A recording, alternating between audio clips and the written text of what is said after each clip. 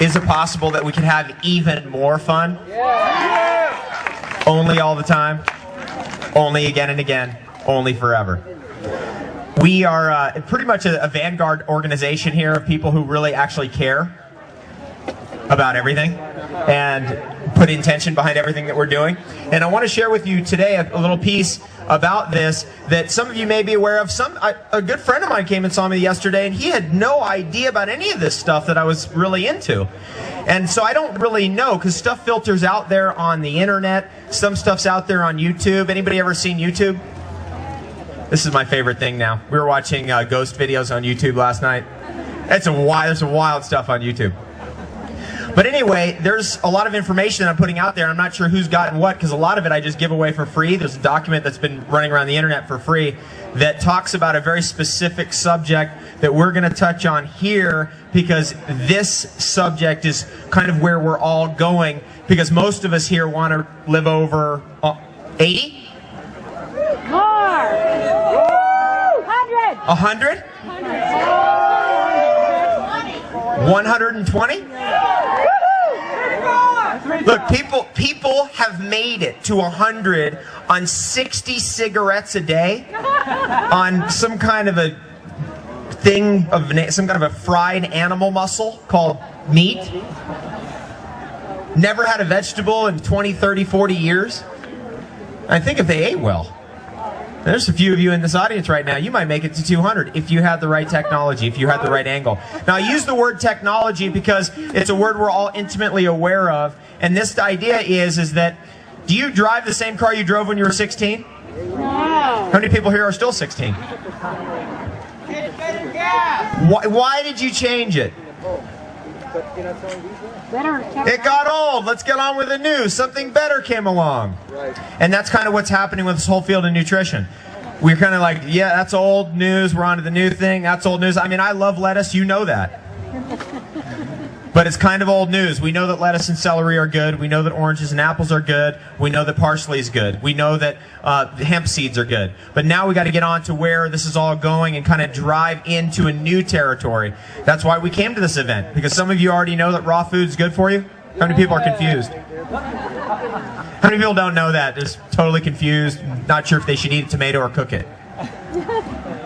You ever seen this? Like, what about, I read about lycopene. How many people have gotten this one before? Okay, check this out.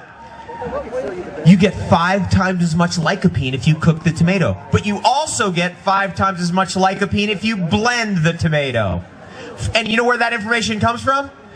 Dr. Atkins' new diet revolution. He's out of court. He died of a heart attack. His heart, you know, of course his diet stops heart problems. That's the usual routine in the diet world. So you could just tell him, well, you know what? I read in Dr. Atkins' new diet revolution that all you have to do is blend tomatoes. You get 5 times as much lycopene, but you don't explode every plant cell because of the heat. That's just a little angle you can use. We have discovered, actually, in our field, some pretty startling information. And, you know, I'm kind of hardwired for medical research, really. Both my parents are medical doctors. They met in medical school. Is anybody aware of that? I was conceived in a medical school library. In the corner, like there's one dark corner with like maybe one alternative health book they tried to hide. They turned it around, left it in a corner. The whole situation is so beyond ridiculous, it's hard to even fathom. I mean, this is the darkest age of medical quackery ever.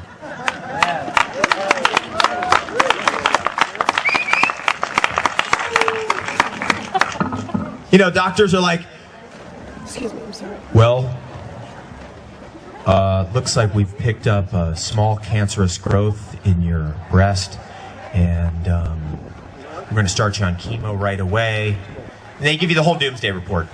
Now, due to the internet, we get online now. We go over here, we go, oh my God, I could smile. I could do yoga. I could have the best day ever. I could jump in a spring. I could actually get into a waterfall. I could go to Hawaii and breathe fresh air. I could have fun again. I could have joy in my heart. I could actually drink the best water ever. And look at this whole diet I could be on. Next day, back to the doctor's office.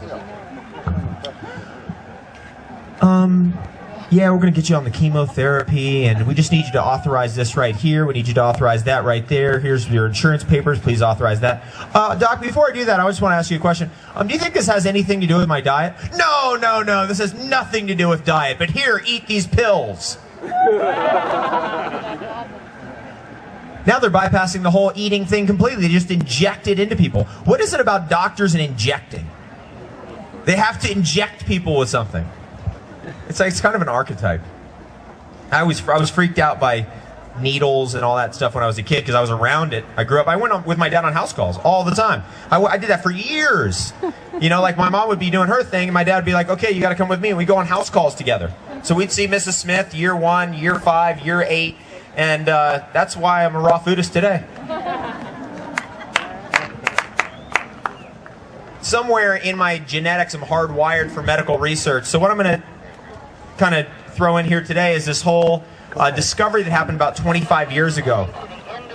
And it goes right to the root of everything that we've been talking about all weekend, and that is, you don't ask a fish about water. Why? It's right there, you can't see it. Right. The whole assumption of cooking. Why didn't we question that assumption? It's just too close. It's just too close, couldn't see it. It's right there. And that all the significant scientific breakthroughs will come in that way in the future. That we became so technologically advanced that Sir Isaac Newton, Pythagoras, the greatest engineers, Archimedes, and every single Greek super philosopher could not figure out how that pyramid was built. Not even close, not to get to even base 1. But here's some retired Flint, Michigan construction worker figures it out. That's the kind of world we live in because it's so obvious we can't see it. Well, this is one of those.